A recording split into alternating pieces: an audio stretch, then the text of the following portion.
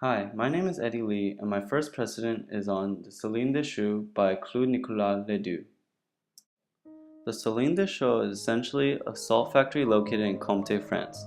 In English, the word Salines de Chaux translates into lime salt. During the 18th century, salt was a valuable natural resource in Europe. It led the French government to collect gabelle, an unpopular form of tax on salt. In order to herd in mass amounts of salt, King Louis XV, the reckless French monarch reigning from 1715 to 1774, needed a tractable and compliant architect to build salt factories.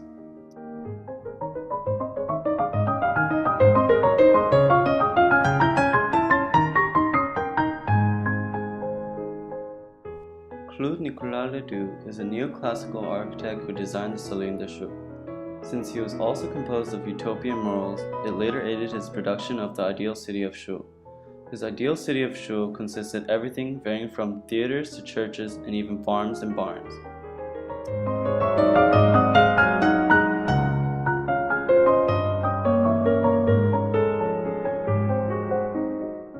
Now, the Salines de Chaux plays as the center of this ideal city.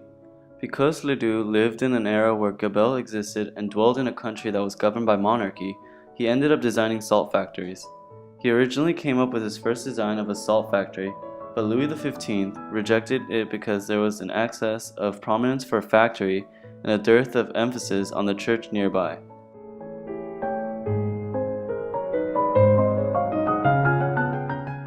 So then he came up with a second design.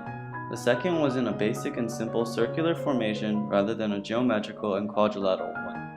It took Ledoux about 5 years, ranging from 1774 to 1779, to finish the diameter and semicircle of the foundation. Although the building was finally approved, it was never completed. Even though Ledoux's Salines de Chaux was never completed, I still believe he is a great influence for both present and future architects because of his radical neoclassicism during the 18th century.